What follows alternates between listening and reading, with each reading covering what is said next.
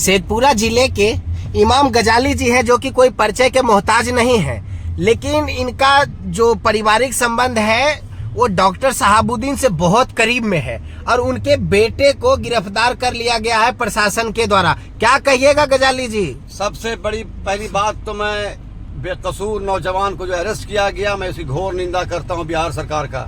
और बिना बिहार सरकार के मिली भगत से काम नहीं होता है।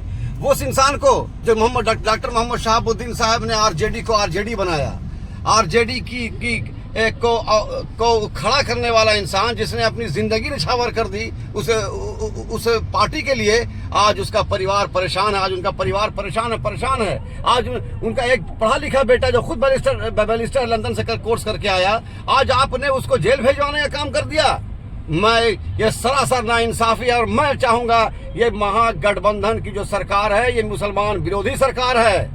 मैं बार बार ये बोल रहा हूं कि मुसलमान विरोधी सरकार ये महागठबंधन की सरकार। मैं सारे मुसलमान भाइयों से अपील करना चाहूंगा, जो डॉक्टर मोहम्मद शहाबुद्दीन साहब की जो पार्टी नहीं हुई वो हमारी और आपकी क्या होगी, किसी की नहीं हो सकती है। मैं लोक जनशक्ति पार्टी का जिला अध्यक्ष शेखपुरा जिला का, मैं सांसद प्रतिनिधि भी हूँ। महाराष्ट्र अध्यक्ष चिराग पासवान ने कल कहा एयरपोर्ट पे कि मैं जाऊंगा सिवान, और मैं इस दुख की घड़ी में मैं डॉक्टर मोहम्मद शहाबुद्दीन साहब मैं दुख की घड़ी में उनके साथ खड़ा हूँ। और आप सोचिए कि ऐसे इंसान, ऐसे लड़के को, बेचारे मजलूम लड़के को आपने जेल भेजने का काम करवा दिया। और तेजस्वी यादव आते हैं गोपालगंज, वो कहते कि मैं सरकारी काम से आया हूँ। वाह तेजस्वी बाबू, 24 में जनता जवाब देगी, 25 में जनता जवाब देगी आपको। तो क्या आपका क्या कहना कि कोई भू माफिया हो जाए, कोई किसी के जमीन पे कब्जा करे, कोई राइफल दिखाकर लोगों को धमकाए, तेजस्वी यादव उनके वैसे लोगों को साथ देना चाहिए? मैं बता दूं, कोई भू माफिया नहीं, एक मनगढ़ंत कहानी है और भूमाफिया की बात ही नहीं है। वो पढ़ा लिखा इंसान,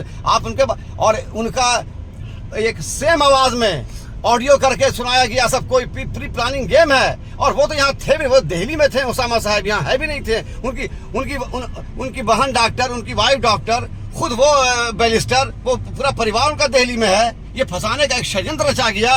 जब से चिराग पासवान उनके घर पे गए हैं तब से ये गंदा खेल खेला गया है और मैं इस खेल की घोर निंदा करता हूँ। मैं बता दूं, पूरा मुसलमान समाज, भूमिहार समाज, राजपूत समाज, कायस समाज और हमारे हर धर्म के समाज, हर जात के समाज आज उसामा साहब के लिए लब्बैक कह रहे। देखा, सिवान पूरा जाम हो गया।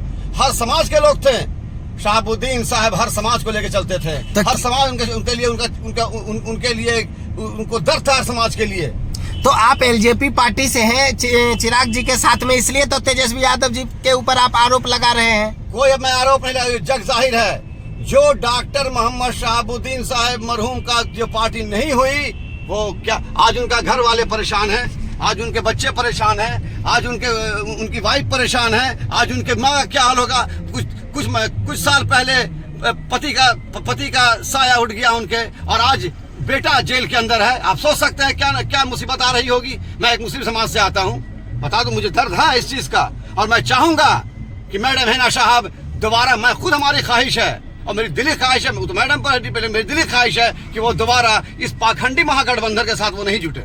तो क्या लगता है कि जब से शहाबुद्दीन जी के जाने के बाद चिराग पासवान जी उनके घर पे गए, आरजेडी से दूरी बनता जा रहा है? आरजेडी कोई पार्टी ही नहीं है मेरे भाई। आरजेडी तो एक प्राइवेट कंपनी है।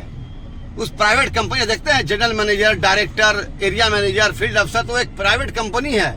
और आप, अरे भाई 18% लगभग मुसलमान हैं। 18% मुसलमान को आप इग्नोर करते हैं। मैं चैनल के माध्यम से बोलना चाहता हूँ, तभी मैं आपको सच्चा सिपाही मानूंगा कि आप मुसलमान के बहुत हमदर्द हैं। आप बनाइए मुख्यमंत्री हिना साहब को, खाली वोट से पहले मुसलमान, वोट के बाद बीमा, यही कहानी है। तो आप मुख्यमंत्री हिना साहब को बनाने के लिए ऐसे आरोप लगा रहे थे तेजस्वी यादव जी के ऊपर? नहीं, तेजस्वी यादव ने कहा था, मुख्यमंत्री नीतीश कुमार ने कहा था, जिसकी जितनी हिस्सेदारी उसकी उतनी भागीदारी, कहा था ना। तो मैं हिस्सेदारी और भागीदारी की बात कर रहा हूँ।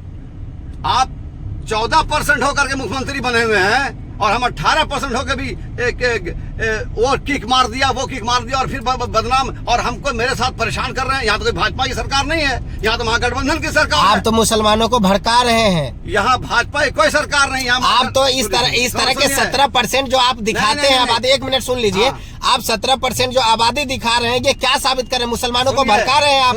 ये भड़काने की बात नहीं हो रही है। मैं बता दूं आपको कि 14% मुख्यमंत्री, 18% चप्पल का धूल, ये काम नहीं चलने वाला। हर मुसलमान का लड़का पढ़ा लिखा है। मैं चाहूंगा आपके चैनल के माध्यम से एक नया समीकरण बनाया जाए। सारे मुस्लिम समाज एक नया समीकरण की तरफ आ रहा है। बता दूं आपको, आप देखिएगा 2025, 24 और 25 की जो लड़ाई होगी, आप वो तेजस्वी यादव जिंदगी भर मुख्यमंत्री नहीं बन सकते। मैं बता दूं आपको। गजाली जी, आपके ऊपर एक आरोप लग रहा है फिलिस्तीन और इजराइल को लेकर, इस पर आपका क्या राय है? देखिए, मैं तो बराबर बोल रहा हूँ। आज हमारे प्रधानमंत्री मैं सैल्यूट करूंगा, आज वो फिलिस्तीन से बात कर रहे हैं। इजराइल, मैंने क्या कहा, इजराइल ईस्ट इंडिया कंपनी के जो पूर्वज थे वो इजराइल थे। तो मैं तो ईस्ट इंडिया कंपनी जिस हमारे देश पर जो कब्जा किया ईस्ट इंडिया कंपनी ने, और फिलिस्तीन तो अपनी लड़ाई लड़ रहा। हमारे अटल बिहारी वाजपेयी ने साथ दिया। हमारे जितने प्रधानमंत्री हमारे, आज आप देखिए दुनिया दो भागे बढ़ गई है। आज हमारे प्रधान नरेंद्र मोदी साहब ने आज कुछ दिन पहले बात की हमारे प्रधानमंत्री से फिलिस्तीन के। तो वो खुद, ये ऐसा नहीं है, जो ये फॉरेन पॉलिसी अलग होती है। बहुत सारे पार्टियों के जो लोग हैं उन लोगों का अलग अलग बयान की बात देखिए। सबसे बड़ी बात यह है कि अटल बिहारी वाजपेयी साहब तो प्रधानमंत्री थे हमारे देश के। उन्होंने क्या कहा था, इजराइल को छोड़ना पड़ेगा फिलिस्तीन। अब मासूम बच्चे को मार रहे हैं आप। इजराइल एक कंट्री थोड़ी है, तो कब्जा करके बसा हुआ है। फिलिस्तीन अपनी लड़ाई लड़ रहा है जमीन के लिए।